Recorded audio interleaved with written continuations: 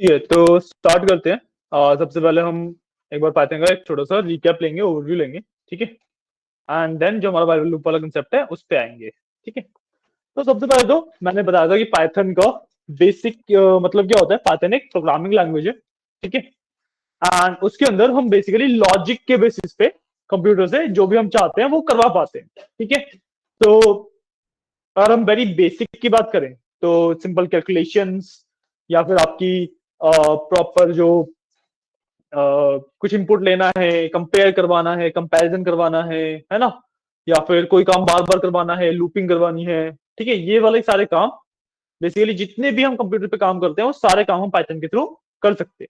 ठीक है, ये बेसिकली पाइथन का मतलब होता है। और जब मैंने प्रोग्रामिंग के बारे में बताया था तो मैंने आपको दो तरीके की प्रोग्रामिंग बताई थी। ठीक है, दो तरीके की लैंग्वेज बताई थी, प्रोग्रामिंग नहीं। ठीक है, एक होती है मेरे पास कंपाइल लैंग्वेजेस, दूसरी होती है मेरे पास इंटरप्रेटेड लैंग्वेजेस। ठीक है, कंपाइल लैंग्वेजेस का क्या मतलब होता है कि ऐसी लैंग्वेज, अब देखो जब मैं कोड लिख रहा हूँ, जैसे कोड लिखा भी हुआ है मेरे पास। ठीक है, इंग्लिश में है, almost English, right. Grammatical same नहीं है, बट वर्ड सारे इंग्लिश के ही है ना, सारे वर्ड इंग्लिश के हैं। अब कंप्यूटर को तो इंग्लिश समझ नहीं आती, कंप्यूटर को क्या समझ आता है? 0 1 बाइनरी, है ना। तो अब मेरे को कोई मेथड चाहिए कि जो मैं अपना कोड लिख रहा हूं वो 0 1 में कन्वर्ट हो सके, और कंप्यूटर जो बोल रहा है वो 0 1 से प्रॉपर इंग्लिश में कन्वर्ट होकर आ सके। ठीक है, तो जो मेथड होता है, यही मेथड होता है या तो इंटरप्रिटेशन या कंपाइलेशन। ठीक है, अलग अलग लैंग्वेजेस अलग अलग मेथड को यूज करती हैं। जो हमारी पाइथन है वो इंटरप्रेटेड लैंग्वेज है, मतलब वो इंटरप्रिटेशन को यूज करती है। ठीक है, दोनों मेथड में डिफरेंस क्या है? दोनों मेथड में डिफरेंस ये है कि जो कंपाइल लैंग्वेजेस होती हैं, ठीक है, जैसे सी, सी प्लस प्लस या जावा, ठीक है, इनमें क्या होता है कि ये ना जो आपने कोड लिखा, कंपाइलर आपका पूरा का पूरा कोड पढ़ेगा, एक बार में उसको मशीन लैंग्वेज में 0 1 में ट्रांसलेट कर देगा, एंड देन वो कोड रन होता है। ठीक है, ये होता है कंपाइलेशन का कंसेप्ट। बट अगर मैं इंटरप्रिटेशन की बात करूं, जो कि पाइथन है, या फिर हमारे पास जो लुआ आती है, वो वाली लैंग्वेज होती है। ठीक है, जो ये वाली लैंग्वेजेस है, दीज आर इंटरप्रेटेड लैंग्वेजेस। ठीक है, इंटरप्रेटेड लैंग्वेजेस का क्या मतलब होता है कि इंटरप्रेटर आएगा, पहली लाइन पढ़ेगा कोड की, उसको कन्वर्ट करेगा और उसको रन करेगा। ठीक है, जब वो रन हो जाएगी उसके बाद वो दूसरी लाइन पढ़ेगा, उसको कन्वर्ट करेगा, उसको रन करेगा। ऐसे वो जितनी भी आपकी लाइंस लिखी हुई है कोड की, सबके लिए सेम चीज करता चलेगा। ठीक है, समझ आया? अब आप इस चीज से यही बोल सकते हो, इस चीज से आपको ये चीज मतलब लॉजिकली समझ आ रही होगी कि भाई जो कंपाइल लैंग्वेजेस हैं, जब उसमें एक बार में उसने सारा कोड को ट्रांसलेट कर दिया, उसके बाद जब वो रन हो रहा है तो बहुत फास्ट रन होगा। जब एक लाइन को पढ़ रहा है, उसको रन कर रहा है, उसको ट्रांसलेट कर रहा है, तो प्रोसेस काफी लंबा हो रहा है। तो इस वजह से इंटरप्रेटेड लैंग्वेजेस थोड़ी सी स्लो हो जाती हैं। ठीक है, तो कंपाइल लैंग्वेजेस फास्ट होती हैं। ठीक है, जो इंटरप्रेटेड लैंग्वेजेस होती हैं वो थोड़ी सी स्लो होती हैं। ठीक है, क्लियर है? क्लियर है। और एक और मेजर डिफरेंस कि जब मैं कंपाइलेशन की बात कर रहा हूँ, कंपाइल लैंग्वेजेस की बात कर रहा हूँ, तो उसके अंदर जो एरर है ना, मान लो मैंने अपने कोड में कहीं पे एरर लिखा हुआ है, वो मेरे को शुरुआत में ही पता लग जाएगा। चाहे मैंने 100 लाइन का कोड है, 90 भी लाइन पे एरर लिखा हुआ है, तो शुरुआत में ही पता लग जाएगा कि भाई यहाँ पे ये एरर है। ठीक है, इंटरप्रिटेशन में ऐसा नहीं होता। इंटरप्रिटेशन में क्या है कि जब वो 90वीं लाइन में पहुंचेगा एक एक लाइन रन करके, जब उसको एरर दिखेगा जिस लाइन पे वो है, तभी वो एरर दिखाएगा। वो 80 89 लाइंस रन कर चुका होगा तब तक। ठीक है, ये भी इसका एक थोड़ा सा डिसएडवांटेज कह लो या फिर एडवांटेज कह लो, अपना अपना पर्सपेक्टिव है, उस पर डिपेंड करता है। ठीक है, तो आप बोलोगे कि भाई जब इंटरप्रिटेशन में इतने ज्यादा इश्यूज हैं तो हम इसी को यूज करते हैं।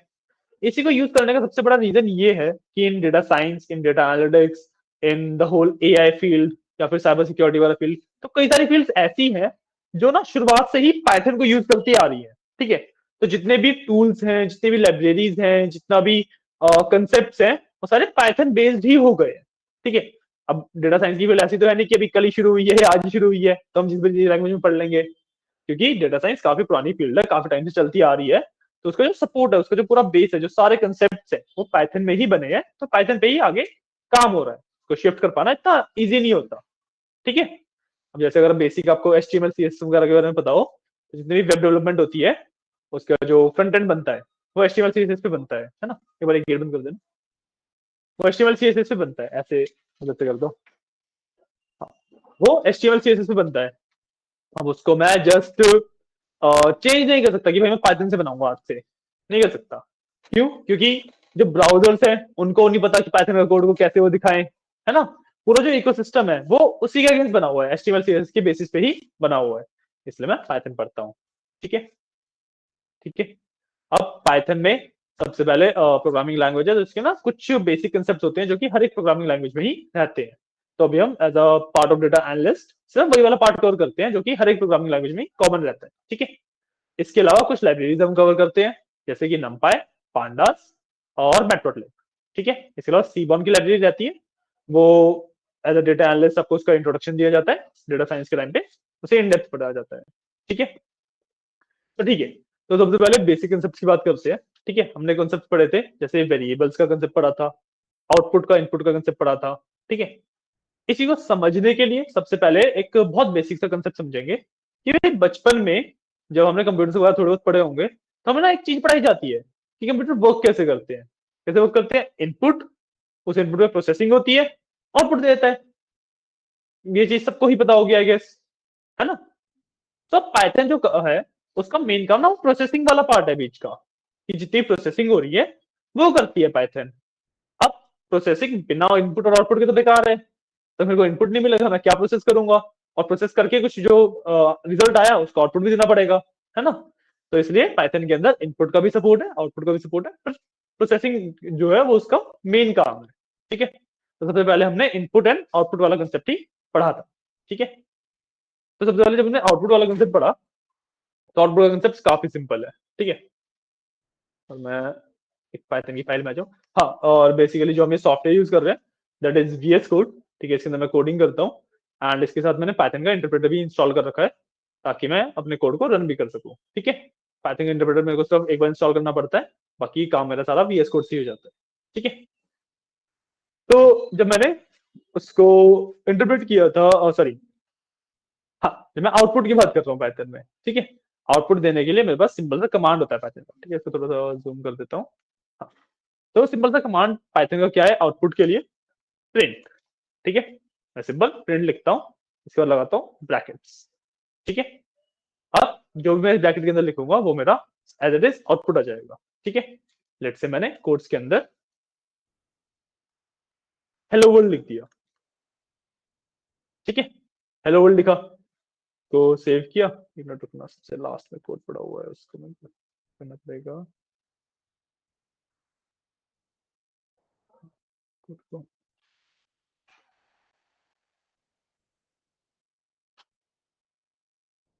ठीक है, अच्छा, हाँ, जो ये कर रहा हूँ ना मैं, इसे बेसिकली कमेंटिंग कहता हूँ, कि भाई ऐसा पार्ट ऑफ द कोड जो मेरे को रन नहीं करना उसको मैं कमेंट आउट कर देता हूँ, और जो अनकमेंटेड पार्ट होता है सिर्फ वही रन होता है। ठीक है, तो यहाँ पे सिर्फ हेलो वाला अनकमेंटेड है, तो सिर्फ ये वाला पार्ट रन होगा, बाकी कुछ भी रन नहीं होगा।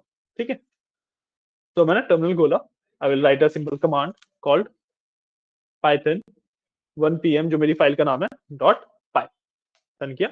जो भी मैंने हेलो प्रिंट के अंदर लिखा था उसने एज इट इज आउटपुट दे दिया।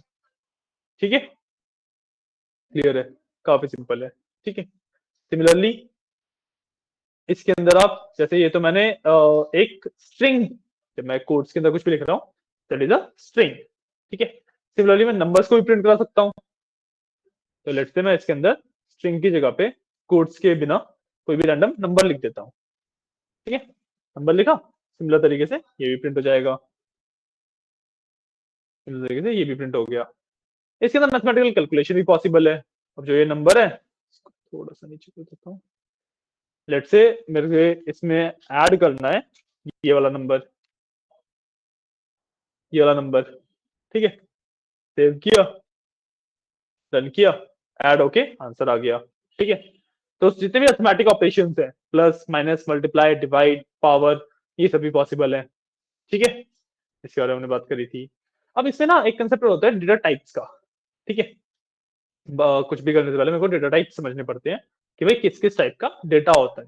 जैसे आपने अगर एसक्यूएल पढ़ी हुई है तो आपको पता होगा एसक्यूएल के अंदर एन वैरक्यार होता है, वैरक्यार मतलब, या फिर आपके पास इंट होता है, डेट होता है, फ्लोट होता है ना। उसी तरीके से सेम चीज यहाँ पे भी एग्जिस्ट करती है। ठीक है, जो एसक्यूएल में एन वैरक्यार होता है उसको मैं पाइथन के टर्म्स में स्ट्रिंग बोलता हूँ। ठीक है, तो what ever I right in side double quotes that becomes a string. ठीक है, तो उसके अंदर नंबर लिख लू, कैरेक्टर लिख लू, स्पेशल कैरेक्टर लिख लू, कुछ भी लिख लू, ठीक है, वो एज इट इज प्रिंट हो जाएगा, ठीक है, वो एज इट इज यूज होएगा, ठीक है। सो जैसे एसक्यूएल के अंदर वैरचर वाला कंसेप्ट होता है, वो स्ट्रिंग होता है। जैसे एसक्यूएल के अंदर इंट वाला कंसेप्ट होता है नंबर्स के लिए, इसमें भी सेम होता है, ठीक है। So whatever the numbers I am writing ना, these are all integers, int है, तो नेगेटिव, पॉजिटिव एंड जीरो सारे इंटीजर का पार्ट होते हैं, ठीक है। उसके बाद जो नेक्स्ट कंसेप्ट मेरे पास आता है, that is of float. Float का मतलब डॉट वाले नंबर्स, डेसिमल वाले नंबर्स, ठीक है, कि 1.8, 99.89, कुछ भी, जितने भी डॉट वाले नंबर है जिसमें डेसिमल आ रहा है वो फ्लोट में आते हैं। इनफैक्ट अगर मैं 1.00 लिखता हूँ तो that is not integer, that will be float, क्योंकि मैंने 0.00 लिखा है, बेशक 0.00 का कुछ मतलब नहीं है, बट मैंने लिखा है तो दैट इज फ्लोट, ठीक है। और मैं सिर्फ 1 लिखूंगा तो दैट इज इंटीजर, ठीक है, क्लियर है। ऐसे इसमें और भी डेटा टाइप होते हैं, बट उसके बारे में आगे बात करते हैं। मैंने आउटपुट के बारे में समझ लिया, अब इनपुट पे जाते हैं, समझ आ रहा है ना, ठीक, हाँ। तो अब मैं इनपुट की तरफ बढ़ता हूँ, ठीक है, आउटपुट देना सीख लिया, इनपुट की तरफ मैं बाद में क्यों आया हूँ कि इनपुट थोड़ा सा ट्रिकी है।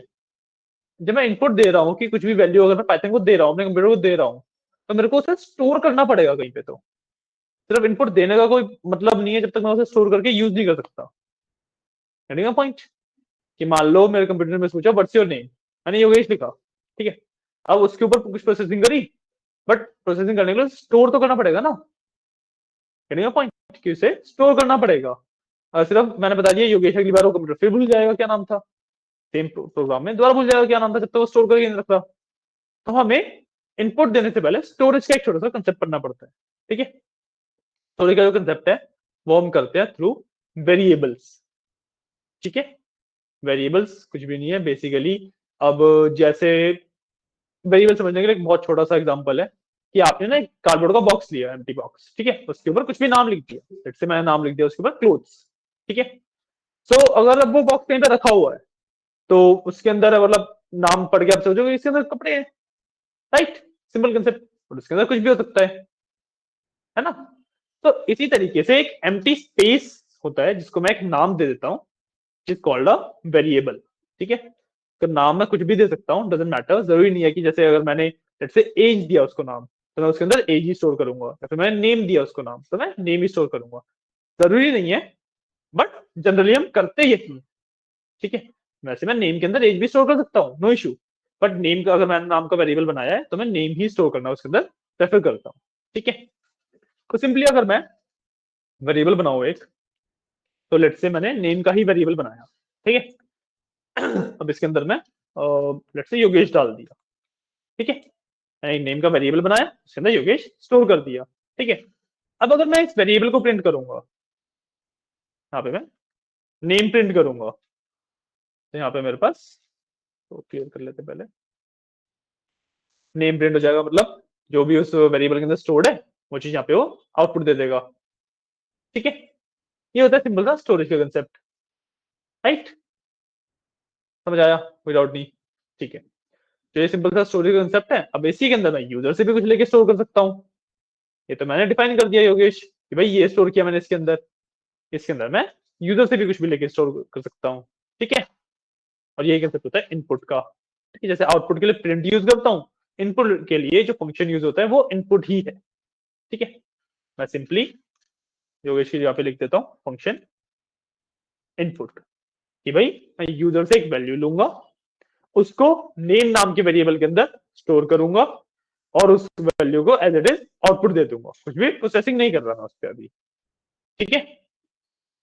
सिंपली इसको मैंने सेव किया, रन किया। अब देखो रन करने के बाद ये यहीं पे इस तरीके से अटक गया है, अगर दिख रहा है ना, अटका क्यों हुआ, क्योंकि ये मेरे इनपुट का वेट कर रहा है। तो अगर मैं योगेश लिखा, एंटर किया, उसने भी योगेश लिखा, है ना, उसने इनपुट लिया, स्टोर किया, सेम चीज आउटपुट दे दी, समझा। प्रोसेसिंग अभी हमने कुछ भी नहीं करी, उस पर इनपुट लेके सेम चीज आउटपुट दे दी, समझा, सिंपल, ठीक है। अब द प्रॉब्लम इज कि जब मैंने कोड को रन किया तो वो अटक गया, मेरे को पता ही नहीं है कि जैसे मान लो मैंने एक सॉफ्टवेयर बनाया या कोई भी प्रोग्राम बनाया, मैंने किसी और को दिया, वो बैठ के कोड तो नहीं पढ़ेगा, उसके बाद प्रॉपर इंस्ट्रक्शन होनी चाहिए ना, जैसे आप किसी भी वेबसाइट पे जाते हो या कुछ भी जाते हो, वहां पे लिखा होता है कि फर्स्ट नेम यहाँ पे भरना है, लास्ट नेम यहाँ पे भरना है। बेसिकली इंस्ट्रक्शंस होते हैं आपके पास, अगर आपको सिर्फ फील्ड दे दी जाए, समझ ही नहीं आया किसमें क्या भरना है। वही चीज हम यहाँ पे कर रहे हैं, मेरे सिर्फ फील्ड दे दी, पता ही नहीं क्या भरना है। तो वो इंस्ट्रक्शन देने के लिए इनपुट वाले ब्रैकेट के अंदर ही मैं अपना इंस्ट्रक्शन लिख सकता हूँ इन डबल कोट्स। मैंने डबल कोट्स पे लेट्स से मैंने लिख दिया एंटर योर नेम, ठीक है, एंटर योर नेम लिख दिया मैंने। अब इसे रन करूंगा, अगर थोड़ा सा छोटा कर देते हैं इसे, क्लियर है ना, कोई डाउट तो नहीं है पढ़ने में? ठीक है, तो मैंने सेम चीज दोबारा रन करता हूँ। अब देखो, अभी प्रॉपर बोल रहा है एंटर योर नेम, तो मेरे को पता है, अच्छा भाई अपना नाम डालना है मेरे को यहाँ पे, तो मैंने लिख दिया योगेश, एंटर किया, इसने एज इट इज नेम मेरा वापस दे दिया। प्रोग्राम में कुछ चेंज नहीं किया मैंने, अभी भी वो इनपुट लेके आउटपुट ही दे रहा है एज इट इज, बट अब वो इंस्ट्रक्शन भी दे रहा है। ठीक है, ये बेसिक ऑफ इनपुट हो गया। ठीक है, हमने इनपुट भी सीख लिया, आउटपुट भी सीख लिया, कैसे इनपुट लेते हैं, कैसे आउटपुट देते हैं। अब आता है जो पाइथन मेन काम है, जिसका जो इसके लिए मैं पाइथन मेनली यूज करता हूँ, दैट इज प्रोसेसिंग। ठीक है, दैट इज प्रोसेसिंग। अब प्रोसेसिंग को मैं, ऐसा नहीं है कि भाई एक एग्जांपल दिया प्रोसेसिंग समझा दी, प्रोसेसिंग बहुत बड़ा पार्ट है, तो उसको बहुत सारे पार्ट्स में अलग अलग समझना पड़ता है। ठीक है, तो उसके लिए सबसे पहले तो मेरे पास डेटा टाइप्स आते हैं। ठीक है, ये तो बेसिक हो गया। उसके लिए सबसे पहले मेरे पास आते हैं डेटा टाइप्स। ठीक है, मैंने स्ट्रिंग की बात करी थी, स्ट्रिंग सिंपली डबल कोट या सिंगल कोट में कुछ भी लिखा हुआ है मैंने, दैट इज अ स्ट्रिंग। जरूरी नहीं है एबीसी लिखूं, मैं 1 2 सी भी लिख सकता हूं, दिस इज आल्सो स्ट्रिंग। ठीक है, इंटीजर बिना डबल कोट्स के या बिना सिंगल कोट्स के नंबर, कोई भी नंबर, ठीक है, that is a integer. Then इसमें अच्छा पूरे नहीं है, मैं पूरे कर लेता हूँ। ठीक है, इसके बाद आई हैव फ्लोट। ठीक है, फ्लोट का बेसिक मतलब कोई भी चीज पॉइंट में, जैसे 1.2 हो गया या 1.24 हो गया, कुछ भी पॉइंट में है, दैट इज अ फ्लोट। ठीक है, उसके बाद मेरे पास और आते हैं, मतलब बेसिक वाले तो स्ट्रिंग, इंटीजर, फ्लोट, यही है बेसिक वाले तो यही है। ठीक है, उसके बाद एक मेरे पास जो डेटा टाइप आता है, दैट इज कॉल्ड बुलियन। ठीक है, तो बुलियन, बुलियन में सिर्फ दो वैल्यूज होती हैं, ट्रू और फॉल्स। ठीक है, तो either I can write true, this is boolean, या फिर इसकी जगह पे I can write false, this is boolean. ठीक है, सिर्फ यही दो वैल्यूज ऐसी हैं जो कि मैं डबल कोट्स के बिना लिखूंगा या कोट्स के बिना लिखूंगा, और ऑल्दो ये कैरेक्टर्स हैं, बट क्योंकि ये बुलियन डेटा टाइप है तो इसको एक्सेप्टेबल है, और मैं कोई भी और चीज ऐसे ही लिख दूंगा तो एक्सेप्टेबल ही नहीं है, एरर देगा। ठीक है, दिस इज बुलियन। ठीक है, बुलियन का यूज केस, बाकी होगा तो यूज केस समझ आता होगा, बुलियन का नहीं समझ आ रहा होगा। बुलियन यूज किया जाता है हमेशा एक स्विच की तरह। ठीक है, कि भाई रूम में आए, स्विच ऑन किया, लाइट चालू हो गई, है ना। तो इसी तरीके से कोड में आए, स्विच ऑन किया, कोड चालू हो गया, स्विच ऑफ किया, कोड बंद हो गया। या कोई part of the code on off करने के लिए, या कुछ चेक करने के लिए कि ऑन है या ऑफ है, उसके हिसाब से चलना है, उसमें बुलियन यूज होता है। ठीक है, इसमें एक और होता है ना, तो कलेक्शन वाले हो गए, स्ट्रिंग, इंटीजर, फ्लोट, बुलियन, और कौन सा था इसमें, एक और था,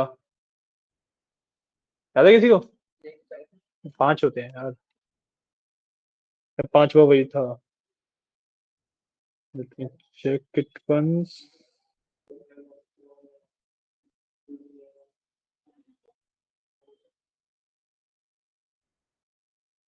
अच्छा ठीक है, पांचवा यही है फिर। ठीक है, और 4 ही होते हैं हमारे पास बेसिक टाइप ऑफ डेटा। ठीक है, 5वां आता है that is called collection data types. ठीक है, कलेक्शन का मतलब कि जितने भी ये डेटा टाइप है, ये एक एक वैल्यू स्टोर कर रहे हैं, है ना। ये भाई स्ट्रिंग है तो एक ही स्ट्रिंग स्टोर कर रही है, इंटीजर है तो एक ही इंटीजर स्टोर हो रहा है, फ्लोट है तो एक ही फ्लोट का नंबर स्टोर हो रहा है उसके अंदर, है ना। अब इस प्रॉब्लम को मैं एक ही वेरिएबल के अंदर बहुत सारे अलग अलग डेटा टाइप्स भी और एक प्रॉपर स्ट्रक्चर भी, बहुत सारी चीजें स्टोर कर सकूं, इसके लिए मेरे पास आते हैं कलेक्शन डेटा टाइप्स। ठीक है, जो कलेक्शन डेटा टाइप्स होते हैं ये आगे इन 4 तरीके के होते हैं मेरे पास। ठीक है, list, tuple, set and dictionaries. ठीक है, उसका एक एग्जांपल है लिस्ट। बेसिकली एक लिस्ट होती है इसमें हम different different types of element डाल सकते हैं, स्ट्रिंग, इंटीजर, फ्लोट, बुलियन, कुछ भी आ सकता है, ठीक है। ये रिप्रेजेंट होती है स्क्वायर ब्रैकेट से, तो मैं दोनों तरफ स्क्वायर ब्रैकेट लगा के अंदर कॉमा करके अपने सारे सारे एलिमेंट लिख सकता हूँ, जैसे मैंने यहाँ पे लिखे हुए हैं, ठीक है। Is the list. अब लिस्ट की दो जो सबसे मेन प्रॉपर्टीज होती हैं, दो प्रॉपर्टीज होती हैं, क्या है? सबसे पहली तो जो लिस्ट है उसके अंदर आप किसी भी टाइप ऑफ डेटा स्टोर कर सकते हो, ऐसा कोई जरूरी नहीं है कि सिर्फ इंटीजर या सिर्फ स्ट्रिंग ही होगी, ठीक है। किसी भी तरीके का डेटा स्टोर कर सकते हो। दूसरा, जो लिस्ट होती है वो म्यूटेबल होती है। म्यूटेबल का मतलब कि भाई लिस्ट को ना एक बार बना दिया तो उसके बाद मैं एडिट कर सकता हूँ, उसके अंदर कोई नया एलिमेंट डालना है, हटाना है, अपडेट करना है, सब कुछ पॉसिबल है, ठीक है। बट जो अपना नेक्स्ट डेटा टाइप आता है दैट इज टपल। जो नेक्स्ट डेटा टाइप आता है वो है टपल, ठीक है। टपल में रिप्रेजेंट होता है पहले तो पैरेंथेसिस से, राउंड ब्रैकेट से, ठीक है। इसके अंदर भी कुछ भी आ सकता है, ठीक है, स्ट्रिंग, इंटीजर, फ्लोट, बुलियन, कुछ भी डालो आप, ठीक है, कुछ भी आ सकता है। जो इसकी मेन डिफरेंशिएशन है इसका लिस्ट से इज टपल इज अनम्यूटेबल या इम्यूटेबल, ठीक है। मतलब टपल को एडिट नहीं किया जा सकता। आपने एक बार जो टपल के अंदर एलिमेंट डाल दिए वो डल गए, ठीक है, चेंज नहीं कर सकते। ना आपने एलिमेंट डाल सकते, ना आप पुराने एलिमेंट हटा सकते, ना आप कोई एलिमेंट अपडेट कर सकते, ठीक है। लास्ट है dictionary. Dictionary is completely different type of this data set. एक मिनट देना, नेम प्रॉपर कर देता हूँ, हाँ, ठीक है। जो डिक्शनरी होती है वो वर्क करती है की वैल्यू पेयर्स पे, ठीक है। की वैल्यू, अच्छा नहीं, बीच में सेट रह गया, सॉरी, बीच में सेट रह गया, ठीक है। सेट होता है, सेट इज अगेन आप करली ब्रेसेस से इसको रिप्रेजेंट करते हो, इसके अंदर फिर से कोई भी एलिमेंट डाल सकते हो, ठीक है। इसकी जो दो प्रॉपर्टीज है बाकी से डिफरेंशिएट करने के लिए, एक तो ये इम्यूटेबल है, मतलब इसको भी आप एडिट नहीं कर सकते। दूसरा, जो लिस्ट या ये है टपल, इसमें से आप एक ही एलिमेंट पढ़ सकते हो। मतलब मान लो मेरे को सिर्फ लिस्ट का पहला एलिमेंट चाहिए या टपल का तीसरा एलिमेंट चाहिए, मैं उसको निकाल के यूज कर सकता हूँ, ठीक है। सेट में ऐसा नहीं होता। सेट में जैसे तीन एलिमेंट है, तीनों को अगर आपको एक साथ यूज करना है तो करो, वरना नहीं यूज होगा। Single single single single element use नहीं होते, ठीक है। मैं कोई भी जैसे दूसरा एलिमेंट निकाल के अगर मेरे को यूज करना है तो वो नहीं कर सकता, ठीक है। मैं पूरे को एक साथ यूज कर सकता हूँ, दूसरे को निकाल के यूज नहीं कर सकता, ठीक है। अब क्योंकि मेरे पास टपल के साथ और सेट के साथ एक प्रॉब्लम है कि वो इम्यूटेबल है, तो इस वजह से वो बहुत ज्यादा कम यूज किए जाते हैं, ठीक है। क्योंकि मेरे को जो भी मेरा डेटा स्टोर कर रहा हूँ उसको एडिट तो करना ही पड़ेगा, है ना। तो इस वजह से जो टपल्स होते हैं और सेट्स होते हैं वो काफी कम यूज किए जाते हैं। लिस्ट एंड डिक्शनरी ज्यादा यूज की जाती है, क्योंकि लिस्ट भी एंड डिक्शनरी भी दोनों आपकी म्यूटेबल है, मतलब एडिटेबल है, ठीक है। कमिंग टू डिक्शनरीज, इसमें होते हैं मेरे की एंड वैल्यू पेयर्स, ठीक है।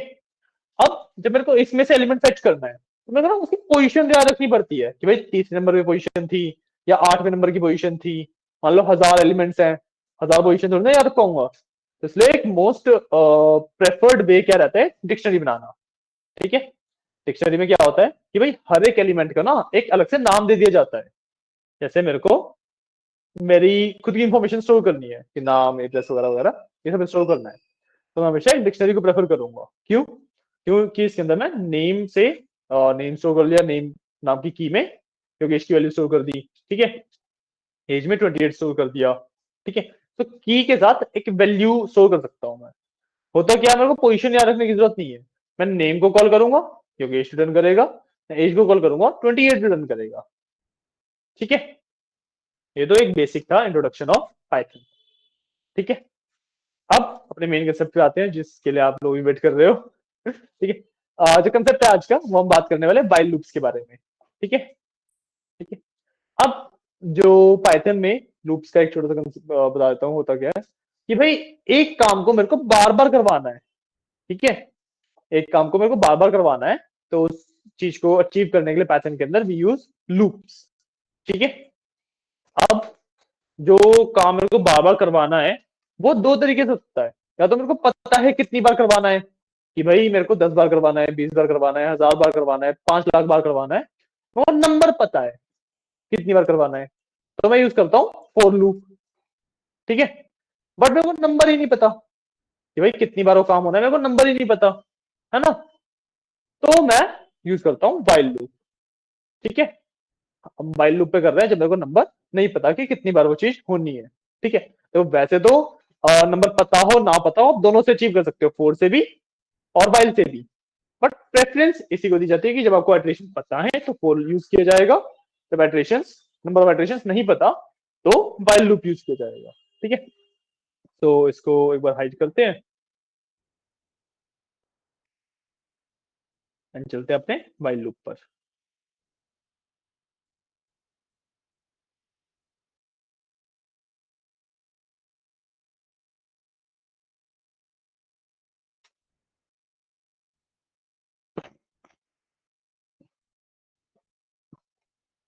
ठीक है, मैं बात कर रहा हूँ वाइल लूप की।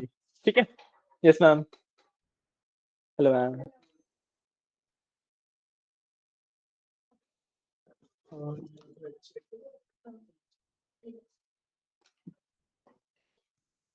ठीक है, हम बात कर रहे हैं वाइल लूप की। ठीक है, जब मेरे को नंबर ऑफ इटरेशन नहीं पता है। ठीक है, अब अगर नंबर ऑफ इटरेशन नहीं पता तो मेरे को कुछ तो पता होगा जिसकी वजह से मैं लूप को कंट्रोल कर सकूं, वरना तो वो इनफाइनाइटली चलता रहेगा।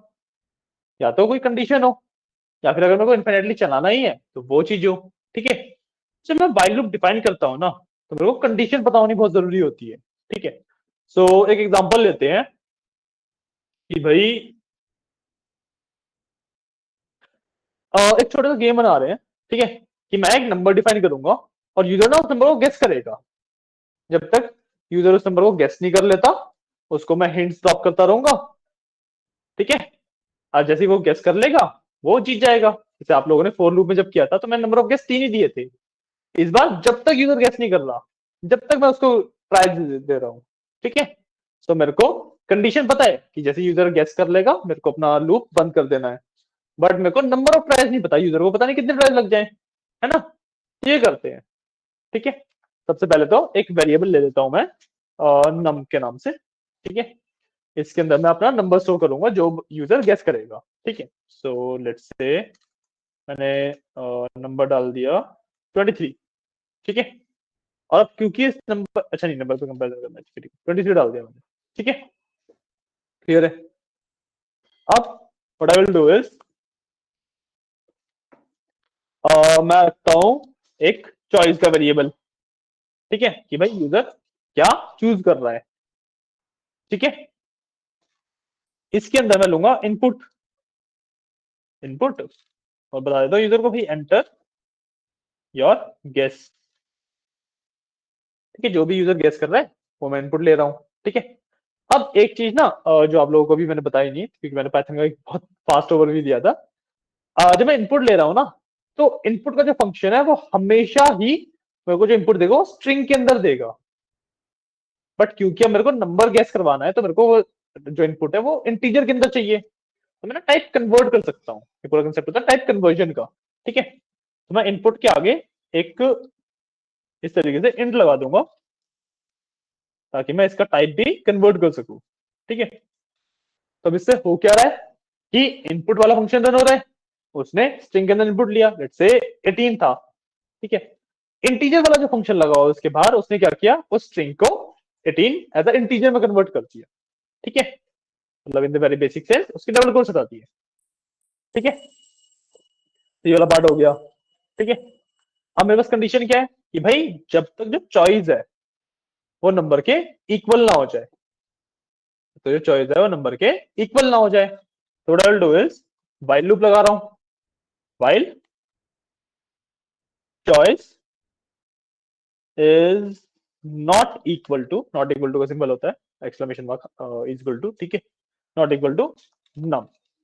ठीक है, जब तक जो मैं नंबर इनपुट दे रहा हूं वो इक्वल नहीं हो रहा मेरे नंबर के, तब तक मेरे को ये काम करना है।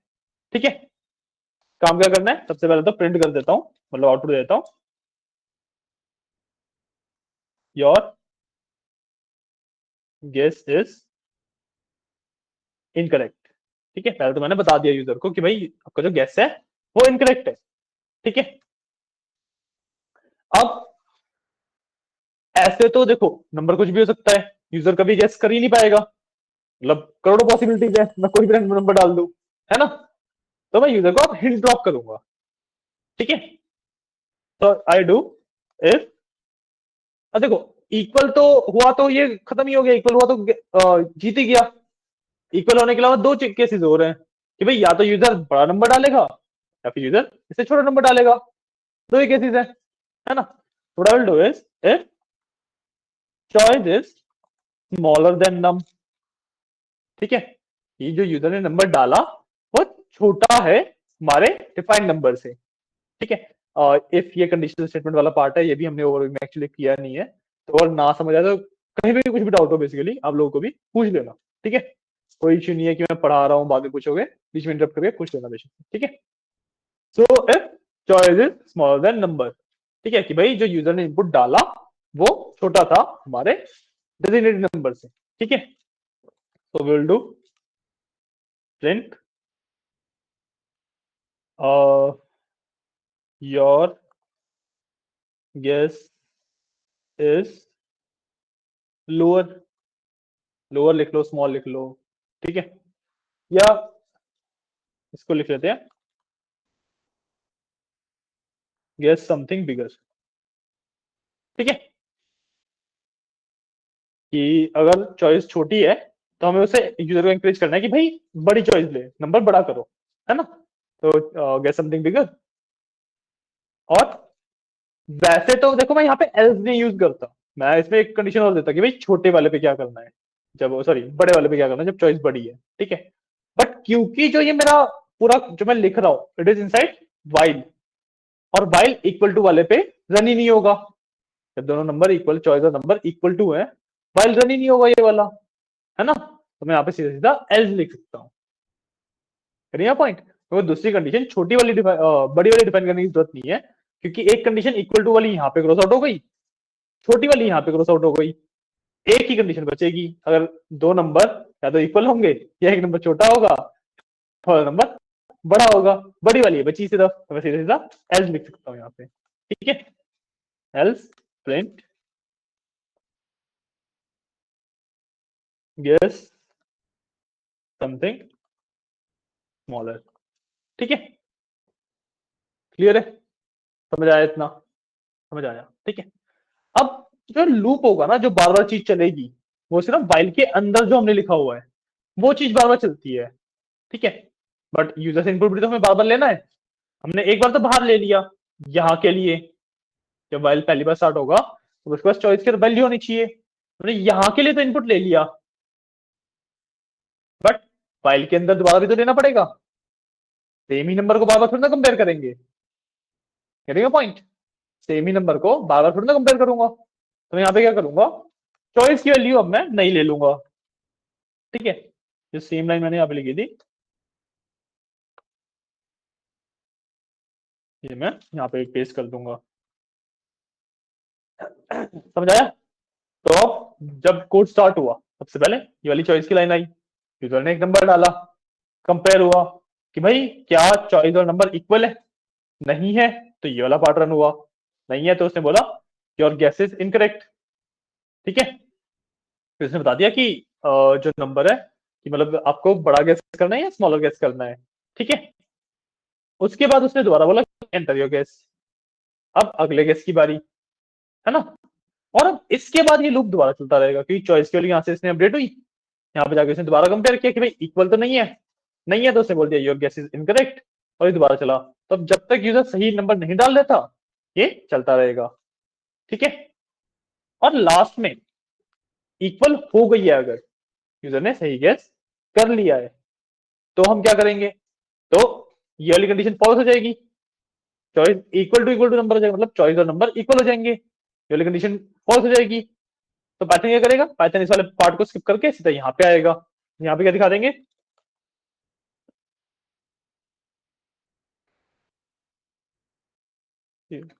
guessed it correctly, let's say you won, ठीक है। ये वाला लॉजिक समझ आया क्या किया हमने यहाँ पे, सिर्फ हाँ कर रहे हो या समझ आ रहा है ना, 50% आ गया। चलो कोई नहीं कोई नहीं, वो एक्चुअली बैकग्राउंड इतना ज्यादा वो नहीं है ना अभी पाइथन वाला, तो 50% भी आ रहा है, दैट इज गुड। तुम लोगों को तो समझ आ रहा होगा अच्छे से, प्रिंस समझ आ रहा है, सौरभ आ गया ना?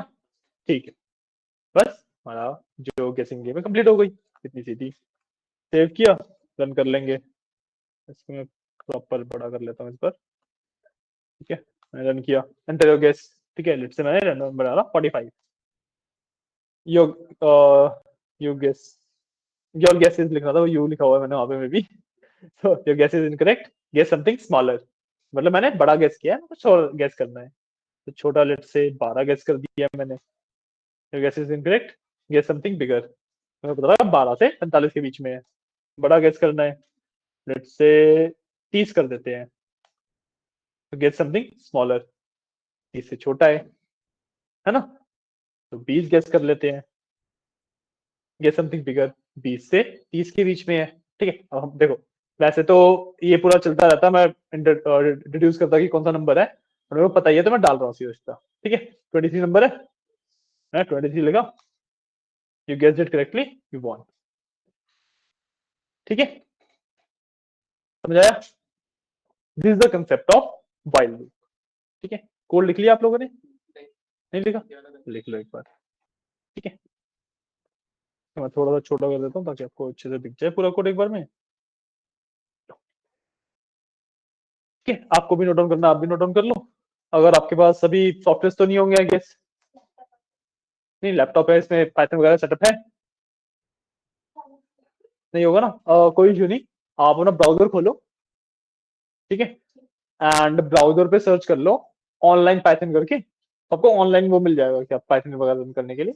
आपको एक बार कंसेप्ट दिखा भी देता हूँ। तो हमने ब्राउजर पे आया, शेयर कर देते हैं मैंने।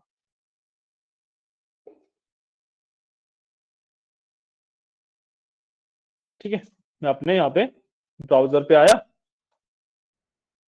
और ब्राउजर के अंदर मैंने सर्च कर लिया ऑनलाइन पाइथन। ठीक है, पे ऑनलाइन पाइथन कंपाइलर आ गया, इंटरप्रेटर मतलब। यहाँ पे इस तरीके से प्रोग्राम इसका खोला है मैंने, आप कोई सा भी खोल लेना। ठीक है, बट इस साइड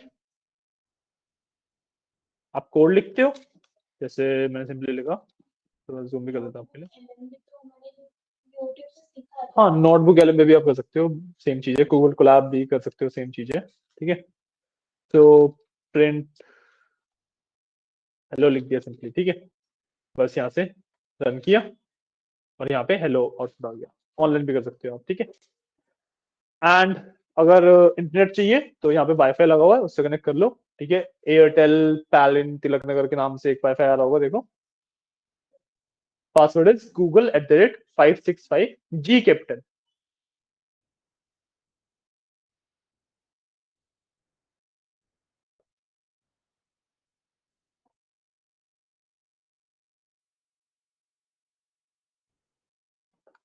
अनुआ बढ़िया चल रहा है।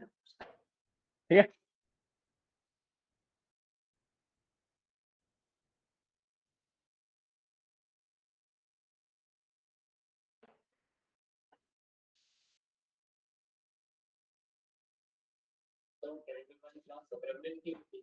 कौन सी?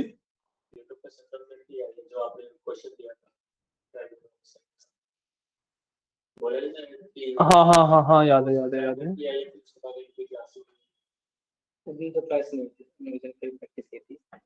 अच्छा हाँ, अरे उस दिन बेसिकली यहाँ पे नेटवर्क वगैरह का इशू चल रहा था, तो हमने सिर्फ वो क्वेश्चन सॉल्व किया था, और उसके बाद प्रैक्टिस ही करी थी सिर्फ। उसके अगले दिन डेट बताओ मेरे को। सैटरडे। अगले दिन सैटरडे होगा, सैटरडे का? फ्राइडे को हुई थी। फ्राइडे को सर हुई थी जब नेटवर्क इशू चल रहा था। फ्राइडे को तो देखो हुई नहीं, मतलब देखो एक दिन नेटवर्क इशू था, तो उस दिन की क्लास रिकॉर्ड नहीं हुई थी। और उससे पहले फ्राइडे को तो सर हुई थी क्लास, और उसको नहीं, मैं नहीं आया था फ्राइडे। हाँ, फ्राइडे को सिर्फ हमने प्रैक्टिस करी थी, क्वेश्चन दिए थे उन्होंने, प्रैक्टिस करी थी। हाँ, वही कह रहा, प्रैक्टिस करी थी हमने सिर्फ। ठीक है, और थर्सडे को क्या हुआ था? एक मिनट रुको, एक मिनट रुक जाओ, एक मिनट रुक जाओ, अभी बता देते हैं आपको क्या हुआ था थर्सडे को, क्या सीन था। थर्सडे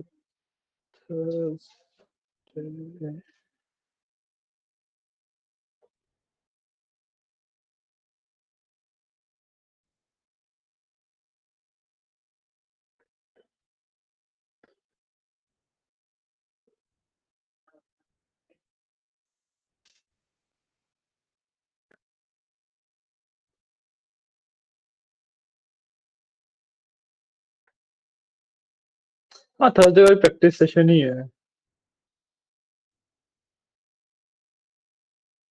फ्राइडे का ये इसमें क्या किया था, जिस दिन हमने फोर लूप के बारे में पढ़ा था फ्राइडे को, थर्सडे को सॉरी। थर्सडे को पढ़ा था सर, वो तो आधी आई। आदि है ये, मैं चेक कर देता हूँ।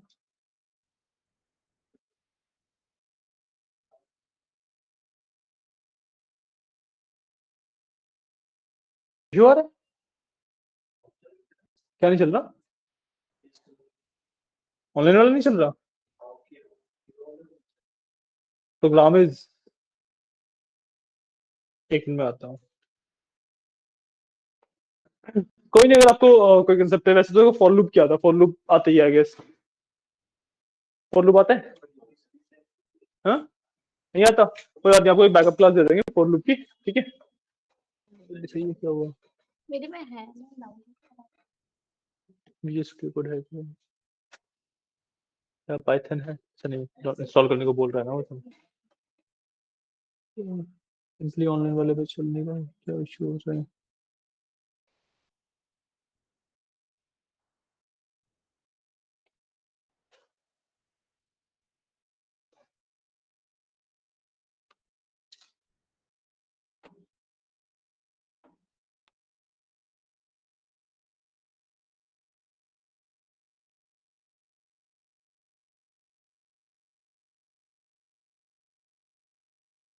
यहाँ पे कर लो ना, यहाँ पे इशू है, यहाँ पे टाइप करेगा, बता देना ये,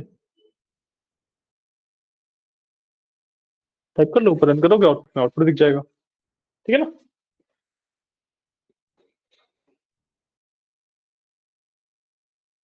ठीक है, ये कंसेप्ट होता है आपका वाइल लूप का। समझ आया? कोई डाउट वगैरह नहीं ना? क्लियर है? ठीक है, अब 15 मिनट बचे, एक क्वेश्चन देते हैं आप लोगों के लिए, ठीक है। आपको कोई डाउट्स वगैरह पूछने या कुछ समझ आया पाइथन के बारे में, ठीक है ना। ऑल दो जैसे इफ वगैरह है, ये आपको इतने अच्छे से क्लियर नहीं हुए होंगे कंसेप्ट। हाँ, वही कि मतलब तीन चार चीजें हैं जो कि नहीं समझ आ पाई होंगी आपको, बट वाइल लूप का कंसेप्ट समझ आया होगा। नहीं चल रहा है उनका, अभी अभी है उनकी दो तीन क्लासेस और। हाँ, तो ठीक है, वो जब आप जैसे ज्वाइन वगैरह करोगे अगर, तो प्रॉपर आपका क्लासेस होंगे, सब चीजें समझ आएंगी, ठीक है। क्वेश्चन दे रहा हूँ, अगर आपको भी करना है तो कर लेना, ठीक है। ओके,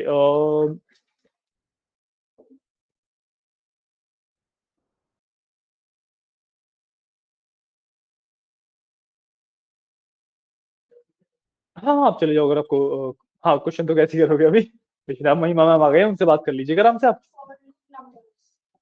हाँ, फॉर लूप जब मेरे को नंबर ऑफ आइटरेशन पता है, मतलब कितनी बार एक चीज करनी है मेरे को, वो चीज पता है। अब वो लाखों बार हो, करोड़ों बार हो, नंबर एग्जैक्टली पता है मेरे को। वाइल लूप यूज करता हूँ जब मेरे को पता ही नहीं कितनी बार होगी वो चीज, ठीक है। जैसे मैं एग्जांपल दिया, एक यूजर गेस कर रहा है, अब मुझे तो नहीं पता कि भाई यूजर को कितना टाइम लग जाएगा गेस करने में, करने को पहली ट्राई में भी गेस कर सकता है, करने को हजारों ट्राई भी लग जाए, तो इसलिए मैं वाइल लूप यूज करता हूँ। But let's say for example मेरे को एक कॉन्सर्ट के अंदर एंट्री करा रहा हूँ, मेरे पास 400 सीट है, तो मैं पता है ना कि 400 लोग ही आ सकते हैं, मैं 400 बार एंट्री कराऊंगा बस, यहाँ पे नंबर पता है मेरे को, तो फॉर लूप, ठीक है। ये समझने का सबसे बेस्ट तरीका है। कमिंग टू यू गाइस, आपके लिए क्वेश्चन, एक मिनट रुको, ऐसा क्वेश्चन देते हैं आपको।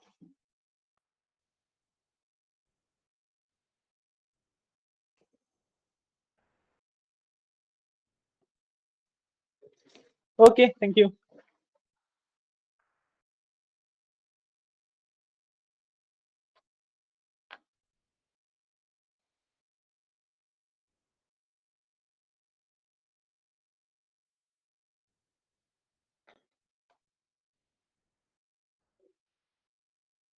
ये वाला,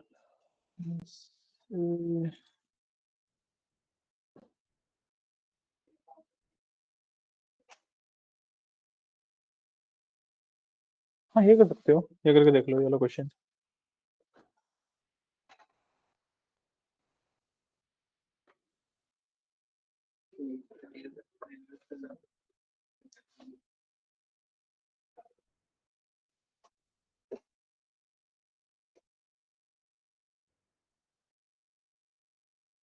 समझ आया? कि एक नंबर लेंगे उसको रिवर्स करना है। हम्म।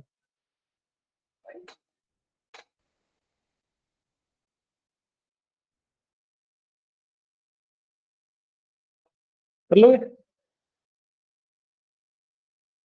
समझ आ रहा है? कुछ दिमाग में आया कैसे करोगे? एक ही करके लोगे फिर तो सीधा सीधा रिवर्स हो ही जाएगा। एक साथ ही आएगा नंबर। क्या? मैंने पढ़ाया है हिंट में रिवर्स करना है कुछ। हाँ। क्वेश्चन ही समझ नहीं आया। हाँ। हाँ। हाँ। ट्राई करो, दिमाग लगाओ। 5 मिनट तुम लोग दिमाग लो, लास्ट के 5 मिनट में इसका सोल्यूशन करवा देता हूँ मैं फिर।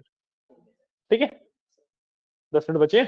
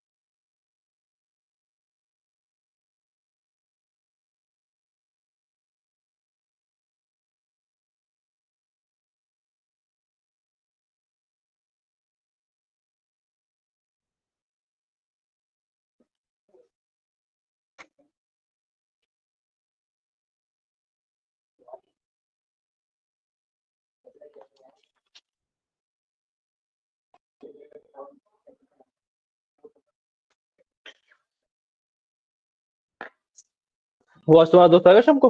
हाँ सर आए। ठीक। और कुछ समझ आया? क्वेश्चन उठा सकता हूँ? सर इतना समझ आता है इसमें 10 से डिवाइड होता है वैसे सर। तो मतलब तुम हाँ डेफिनेटली वो चीज भी कर सकते हो, बट और भी बहुत सारे बहुत सारे तरीके हैं सर। 3-4 तरीके हैं इस चीज को करने के। बताइए तो, लास्ट के 5 मिनट बचे हैं, बता दें? बता दें? ठीक है। तो सिंपली देखो, और इसको हटाता हूँ एक बार।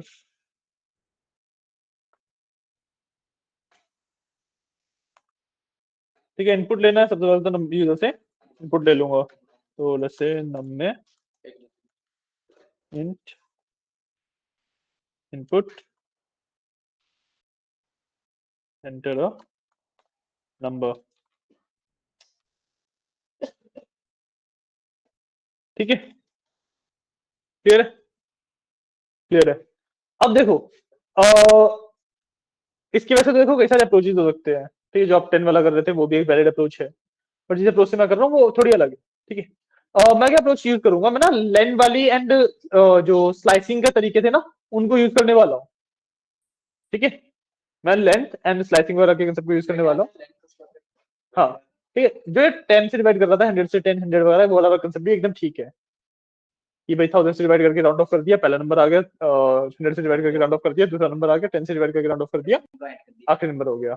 ऐड नहीं कर दिया हम लोग, अरेंज कर दिया बेसिकली, बट मैं थोड़ा अलग तरीके से कर रहा हूँ। ठीक है, अब क्योंकि मैं स्लैशिंग का तरीका यूज कर रहा हूँ, मैं इंटीजर के ऊपर स्लैशिंग नहीं कर सकता, मैं इसको स्ट्रिंग में ही रहने दूंगा, यहाँ से इंट हटा दूंगा। पॉइंट इज मेरे को आउटपुट में नंबर दिखाना है, मैं रिवर्स करके फिर बाद में उसमें कन्वर्ट कर दूंगा इंटीजर में, है ना, बात सेम पड़ेगी। ठीक है, नंबर ले लिया, अब मैं कुछ हेल्पर वेरिएबल्स लेता हूँ। ठीक है, मैंने सबसे पहले आई डिफाइन किया 1। ठीक है, और मैंने एक आउट डिफाइन किया जो कि मैं आउटपुट दूंगा, and that is an empty string. ठीक है, क्लियर है? अब वाइल आई की वैल्यू जो है वो छोटी है लेंथ ऑफ नम से, मतलब नम की जितनी भी digit, 4 digit, 5 digit, 10 digit, 100 digit, उससे जब तक छोटी है। ठीक है, तो मैं क्या करूंगा,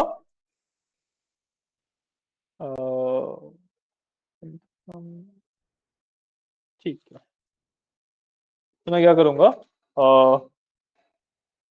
आउट प्लस इक्वल्स की, मतलब आउट के अंदर वैल्यू डाल रहा हूँ, लास्ट वाली वैल्यू चाहिए।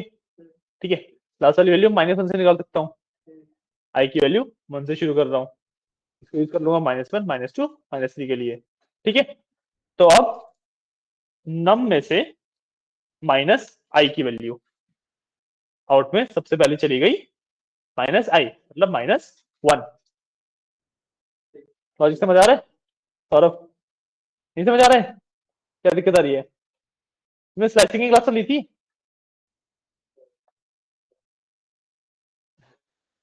एक बार रिकॉर्डिंग में प्रैक्टिस वगैरह करना, फिर ना समझे बैकअप क्लास लगा लेंगे। ठीक है, कोई इशू नहीं है। ठीक है, समझाया क्या किया? मान लो 1 2 3 4 है, तो नम में से -1 मतलब लास्ट वाला नंबर, तो 4 आ गया, 4 गया आउट के अंदर। अब इसके बाद मैं क्या कर दूंगा, आई प्लस इक्वल टू 1 कि भाई आई की वैल्यू 1 से बढ़ गई। ठीक है, अब जब तक आई की वैल्यू लेन के छोटी है तब तक ये रन होती तब तक रहेगी। ये रन होता रहेगा। ठीक है, इसमें मे भी बग वगैरह आ जाए तो, बट वो मैं देखूंगा। तो इसके बाद मैं प्रिंट कर दूंगा, और क्योंकि मेरे को इंटीजर में दिखाना है तो मैं इंट लगा दूंगा यहाँ पे आउट पर। ठीक है, I think this should work, एक बार टेस्ट कर लेते हैं। ठीक है, एंटर नंबर 1 2 3 4 डालते हैं पहले, 4 3 2 1 नहीं आया। ठीक है, यहाँ से इक्वल टू लगा दूंगा बस। ठीक है, सर इसमें +1 भी कर सकते हैं। इसमें लेन +1 सेम चीज।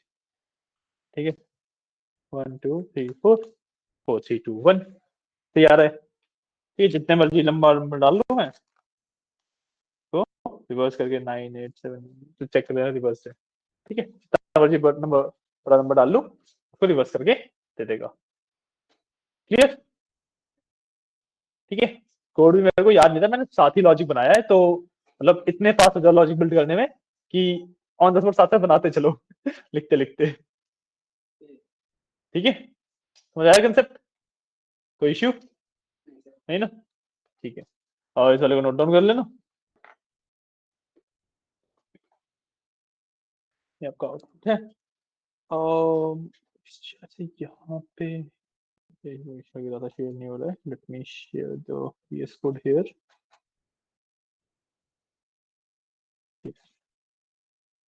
ठीक है, ये नोट डाउन कर लो आज की क्लास के लिए, इतना ही। ओके, मिलते हैं कल।